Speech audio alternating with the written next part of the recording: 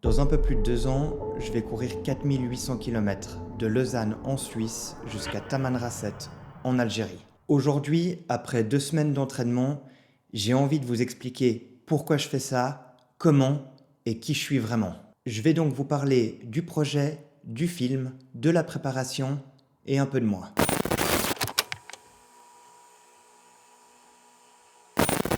Donc, comme vous l'aurez compris, mon projet c'est de relier Lausanne en Suisse à Tamanrasset en Algérie. Donc il y a exactement 4800 km qui séparent ces deux villes. Durant mon voyage, je vais courir 60 km par jour. On a décidé avec mon entraîneur de fractionner ces 60 km. Je courrai donc le matin 30 km et le soir 30 km. Au niveau du parcours, je vais donc partir de la Suisse. Je traverserai donc le pays pour arriver au nord de l'Italie. Ensuite, je longerai la côte est. Je rentrerai dans les terres une fois arrivé au sud pour prendre un ferry et arriver en Tunisie. Une fois en Tunisie, je traverse la Tunisie pour arriver au nord de l'Algérie. Et une fois au nord de l'Algérie, je traverse du nord au sud pour arriver à Tamanrasset. Vous vous doutez bien que je ne serai pas seul pour effectuer cette traversée. Donc il y aura un chauffeur qui conduira un camping-car avec un physio et des guides pour certains tracés. Donc pourquoi j'ai décidé de me lancer dans ce projet et de m'orienter vers cette traversée? Eh bien tout simplement parce que mon papa est suisse et ma maman est algérienne. Et pour moi, relier mes deux pays, c'est aller vers mes origines, courir pour comprendre d'où je viens. Je connais pas beaucoup aussi le pays de ma maman, donc l'Algérie, et pour moi, traverser l'Algérie, ça sera rencontrer mon peuple et rencontrer mon pays. Lausanne Tamanrasset, c'est aussi un projet qui me résume parfaitement. Je suis un coureur qui voyage et qui produit de l'image et de la vidéo. Donc du coup, c'est un projet qui résume vraiment mes trois passions. Ça me résume à 100%. Donc c'est vraiment un projet 100% personnel.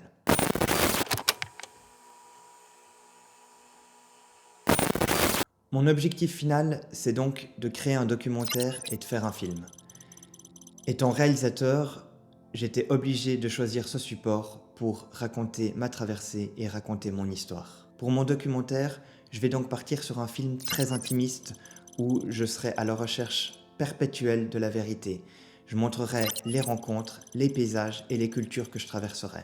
Je vous avoue que j'ai beaucoup réfléchi ces derniers jours et j'ai trouvé des idées vraiment super intéressantes qui vont me permettre de créer un documentaire qui sera très original et vraiment unique.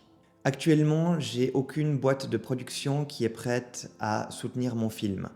Je démarcherai ces prochains mois pour pouvoir en trouver une.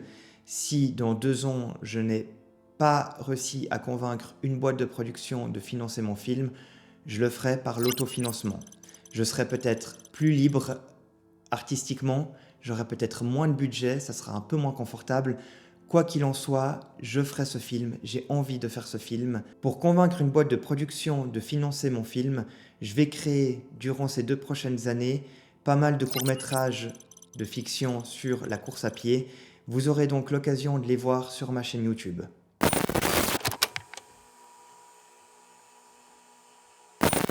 J'ai donc repris l'entraînement il y a 2 semaines après un mois d'arrêt de course à pied totale. Je vais pas vous mentir, la reprise est difficile. Vous aurez l'occasion de voir comment je m'entraîne. Je diffuserai pas mal de séances d'entraînement sous forme de vlog. Avec mon entraîneur, on a choisi vraiment une approche la plus sûre possible.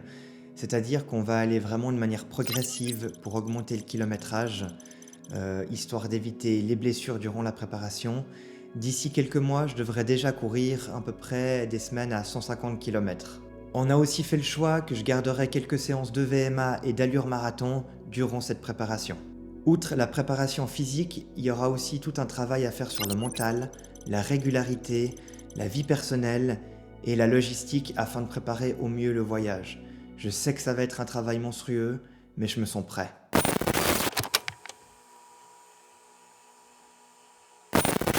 J'ai commencé l'athlétisme à l'âge de 26 ans, ce qui est relativement tard. J'ai commencé dans les disciplines du demi-fond et du fond.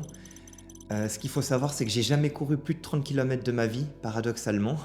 Il faut aussi savoir que l'ultramarathon n'a absolument rien à voir avec les disciplines que je pratiquais il y a quelques mois et que c'est quelque chose de tout nouveau pour moi. J'ai fait partie des meilleurs athlètes suisses sur 5000 mètres, j'ai réussi à me qualifier plusieurs fois aux championnats nationaux. J'ai aussi participé à des courses sur route avec notamment les meilleurs coureurs européens et internationaux. J'ai un record sur 5000 mètres à 15 minutes 06 et 8 minutes 44 sur 3000 mètres. En bref, ce qu'il faut comprendre de tout ça, c'est que les disciplines que je pratiquais auparavant n'ont absolument rien à voir avec l'ultramarathon. Je repars presque, donc quasiment de zéro.